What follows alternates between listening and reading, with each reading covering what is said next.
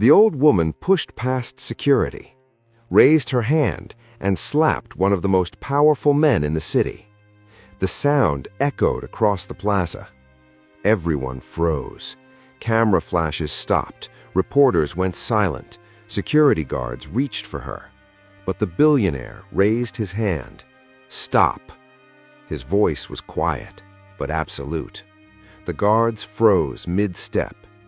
The old woman stood there, shaking, tears streaming down her weathered face. And Jonathan Carter, billionaire, philanthropist, one of the richest men in the country, stared at her with complete confusion. "Do I know you?" he asked. His voice wasn't angry, just lost. The woman's voice cracked when she spoke. "You don't remember me, but I remember everything." Let me take you back. To understand this moment, you need to know the story. 22 years ago, Jonathan Carter was nobody. Not a billionaire, not successful, not powerful. He was 23 years old, and he was dying. Not literally, but close enough. He'd come to the city with dreams, like everyone does. He was going to build something, create something, matter. But the city had other plans. Job rejections, failed interviews, mounting debt. He'd burned through his savings in 3 months, lost his apartment in 6. By month 7, Jonathan Carter was living on the streets. He told himself it was temporary, just until he got back on his feet. But the streets don't work that way. Once you're down, the world stops seeing you. You become invisible. Jonathan learned that fast. He'd walk past people he'd interviewed with, people who'd rejected him. They'd look right through him, like he didn't exist. Winter came, and with it, the cold that kills. Jonathan had a thin jacket, cardboard for a bed, nothing else. One night, the coldest night of that winter, he collapsed right there on the sidewalk outside a closed shop. His body just gave up. People walked past, hundreds of them, stepping around him like he was trash. Nobody stopped. Nobody cared. Except one person. Her name was Eleanor Walsh, 75 years old now, but 53 back then. She wasn't wealthy, never had been. She worked as a cleaner, made barely enough to survive. But when she saw Jonathan collapsed on that sidewalk, she stopped. Eleanor knelt beside him, shook his shoulder. Hey, can you hear me?" Jonathan's eyes opened, barely. "Come on," Eleanor said. "You can't stay here, you'll freeze." She helped him up, this old woman, helping a stranger twice her size. She took him to her place, a tiny apartment, 1 room, barely heated, but it was warm compared to the street. Eleanor made him soup, gave him blankets, let him sleep on her couch. When Jonathan woke the next morning, he tried to leave. "I can't take your charity," he said. Eleanor laughed. "Charity? Honey, I'm not giving you charity. I'm giving you a chance to not die. There's a difference." She let him stay for 3 days, fed him, let him shower, gave him clean clothes, and on the 3rd night, they talked, really talked. Jonathan told her about his dreams, about wanting to build something, to create jobs, to matter. Eleanor listened. Then she did something that changed everything. She went to her bedroom, came back, with an envelope. Inside was money, $500, her savings, everything she had. "Take it," she said. Jonathan stared at her. "I can't. This is yours," Eleanor interrupted. "Use it. Get back on your feet. And when you make it, because you will make it, you do something for me. Anything." Jonathan's voice was thick with emotion. Eleanor smiled. "Help people like you, the ones everyone else walks past. Promise me." Jonathan's voice was thick with emotion. "I promise. When I make it, I'll come back for you, and I'll help as many people as I can." Eleanor nodded. "Then we have a deal." Jonathan left the next morning, with $500, clean clothes, and hope. It took him 2 years, but he built something, a small tech company, an app that solved a real problem. It grew and grew and grew. By year 5, Jonathan Carter was a millionaire. By year 10, a billionaire. He had everything. Except he never went back. He told himself he would. Next month, he'd say, when things slow down. But things never slowed down. Success has a way of consuming you. Years passed. Jonathan built his empire, donated to charities, cut ribbons, gave speeches. He talked about helping people, but he never went back to find Eleanor. And Eleanor? Her life got harder. The building where she lived was sold, tenants evicted. She moved, then moved again, then again. Lost her cleaning job when she got too old, applied for help, got lost in bureaucracy, ended up on the street herself. The same streets where she'd found Jonathan 22 years ago. But nobody stopped for her. Nobody cared. She survived, barely, and every day she thought about the young man she'd helped, wondered if he'd made it, wondered if he remembered. Then one day she saw him on TV. Jonathan Carter, billionaire, philanthropist, one of the richest men in the country. Eleanor stared at the screen, and something inside her broke. Not anger, worse, betrayal. He'd made it, just like she knew he would, but he'd forgotten her, forgotten his promise. She spent weeks trying to reach him, called his company, left messages, wrote letters. Nothing. His people screened everything. An old homeless woman claiming to know the CEO? Ignored. So Eleanor made a plan. She found where he'd be, a public event, a building opening. She cleaned herself up as best she could, and she went. Security tried to stop her, but Eleanor knew how to slip through. She pushed through the crowd, and when she finally stood in front of him, this man she'd saved, this man who'd promised, this man who'd forgotten, she raised her hand and slapped him. Which brings us back to now. Jonathan stood there, hand on his cheek, staring at this old woman. "Do I know you?" he asked again. Eleanor's voice shook. 22 years ago, you were dying on a sidewalk. Everyone walked past you. I stopped. I took you home, fed you, gave me my savings, $500, everything I had. Jonathan's face went pale. You promised me, Eleanor continued. You said when you made it, you'd come back. You'd help people like you. Her voice broke. I didn't want money for myself. I just wanted you to remember, to keep your promise. She gestured around. I see you on TV, cutting ribbons, giving speeches about helping the homeless. But where were you? Tears streamed down her face. I lost everything, ended up on the same streets where I found you, and nobody stopped. Nobody cared. Jonathan couldn't speak. The crowd was silent, cameras still rolling. Eleanor looked at him with such pain. The slap wasn't anger, she said quietly. It was because it hurts to save someone's life and have them forget you exist. She turned to leave, but Jonathan found his voice. Wait! Eleanor stopped. Jonathan turned to his assistant, Michael Reed, who'd been standing there shocked. Michael, get me every record, everything. I want to know. He stopped. His face changed, because suddenly he remembered. Eleanor, he whispered. She turned. Eleanor Walsh, you lived on Maple Street, above the pharmacy. Eleanor's eyes widened. Jonathan's voice grew stronger. I tried to find you 12 years ago, when the company went public. I went back to that address, but you were gone. The building was condemned. Nobody knew where you went. He pulled out his phone, scrolling frantically. Michael, the file, the one I've kept all these years. Michael pulled out a tablet, typed something, showed it to Eleanor.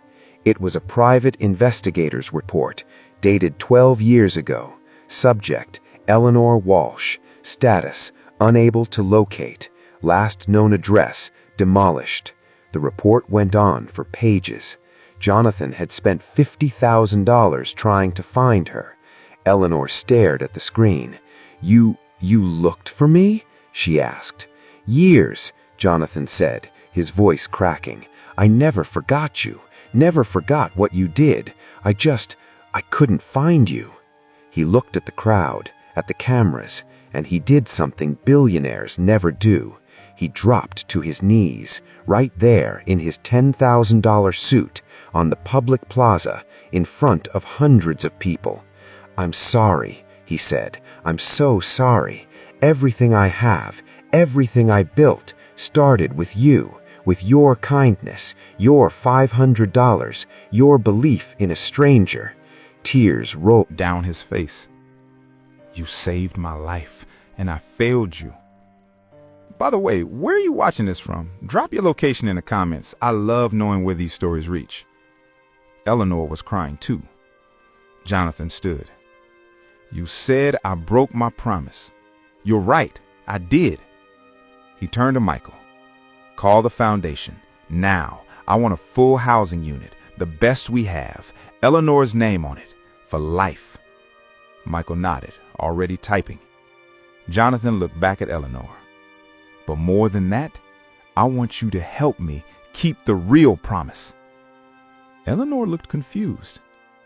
"I've been writing checks, donating to programs, but I've lost touch with what it actually means to be invisible, to be forgotten." He took her hand. "Help me, teach me, show me how to really help, not from a boardroom, but from the street." Eleanor stared at him. "You want my help?" "I need it," Jonathan said simply. "I've forgotten what it's like, but you haven't. You know what people actually need, not what I think they need." He looked at the crowd, at the cameras. "I'm announcing something today. The Eleanor Walsh Initiative. $100 million, directed by Eleanor herself, to help people the system ignores." The crowd erupted, but Eleanor just stood there, overwhelmed. "I don't know how to run a foundation," she whispered. "Then we'll learn together, like we should have done 22 years ago." 3 months later, Eleanor Walsh sat in an office, not as a visitor, as the director. The Eleanor Walsh Initiative had already housed 200 people, fed 500 more, created job training programs, all based on Eleanor's input. What do people actually need? Not what sounds good in a press release, but real help. Jonathan visited every week, not for photos, not for press, just to learn. Eleanor taught him to see people again, to remember what it felt like to be invisible. One day, they visited a shelter together. Jonathan in regular clothes, no security, no press, just him and Eleanor. They served meals, talked to people, listened. Afterward, they sat outside. "Thank you," Jonathan said. Eleanor smiled. "For what?" "For slapping me." Eleanor laughed. "I'm sorry about that." "Don't be. I needed it. I'd become exactly what I hated, someone who walks past people." He looked at her. "You saved me twice, once from freezing, once from becoming someone I didn't want to be." Eleanor took his hand. "You kept your promise, just took you a while. 22 years too long. But you got there." They sat in comfortable silence. "What time is it where you are? Morning, night? Let me know in the comments." 1 year after the slap, the initiative had helped 2,000 people, found homes for 800, jobs for 400, and something else happened. Other billionaires started paying attention, not because of press releases, but because the program worked, because it was run by someone who understood. Jonathan gave a TED Talk, the title, "The Woman Who Slapped Me Awake." He told the whole story, the collapse, Eleanor's kindness, his broken promise, the slap, and the lesson. Success isn't what you build, it's who you remember, who you help, who you see. The video went viral, 50 million views. But the best moment came later. Jonathan took Eleanor to the first completed housing complex built specifically for elderly homeless people. Clean, dignified, permanent. Above the entrance, a plaque, Eleanor's Place, where everyone is seen. Eleanor cried, "This is too much." "It's not enough," Jonathan said, "but it's a start."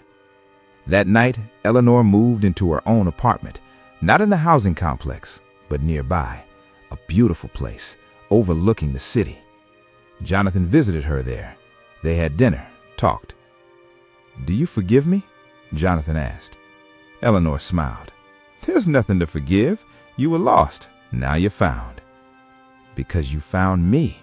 Again. We found each other." Jonathan looked at this woman who changed his life twice. "What would you have done if I hadn't stopped the guards, if I had you arrested?" Eleanor laughed. "I didn't think that far ahead. I was just so angry and hurt." "I'm glad you slapped me." "Me too." They smiled.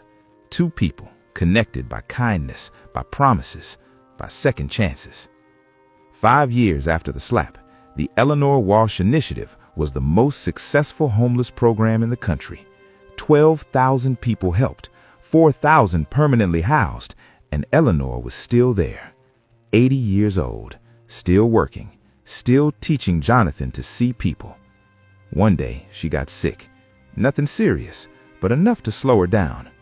Jonathan visited her in the hospital. "You need to rest," he said. "I'll rest when I'm done." "Done with what?" Eleanor smiled. "Making sure you don't forget again." Jonathan took her hand. "I won't. I promise." "You promised that before." "And I kept it, eventually." Eleanor laughed. "Fair enough." She looked at him seriously. "Don't let this become about me or you. Keep it about them, the invisible ones." "I will." "Promise?" "Promise." Eleanor closed her eyes. "Good. Then I can rest." Eleanor Walsh passed away 2 weeks later, peacefully, in her own bed, in her own home. Not on the street, not forgotten, not invisible. Jonathan spoke at her funeral. Thousands came, not just rich people, but the people she'd helped, the invisible ones who finally had homes, jobs, dignity. "Eleanor slapped me and woke me up. She saved me twice, once from dying, once from forgetting what mattered." He looked at the crowd. "She taught me that success without compassion is worthless, that promises matter, that everyone deserves to be seen." His voice broke. "I owe her everything, and I'll spend the rest of my life making sure others get what she gave me, a second chance." The Eleanor Walsh Initiative continued, growing every year, and above every building, every shelter, every program, a plaque with Eleanor's words, "Everyone deserves to be seen." Jonathan never forgot again. Every week he volunteered, personally, no cameras, no press, just him serving meals, listening, seeing.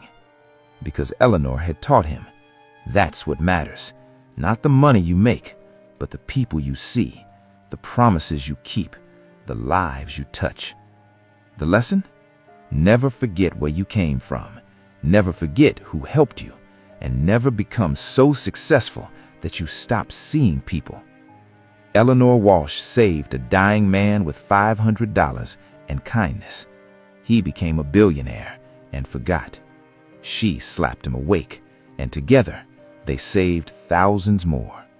Sometimes we need to be shaken awake to remember what matters, to keep our promises, to see the invisible. If this story touched you, drop a heart in the comments. Follow for more stories about second chances, kept promises, and the people who change us. And the next time you see someone everyone else ignores, stop, see them, because that person might save your life, or you might save theirs. Either way, you'll both be better for it.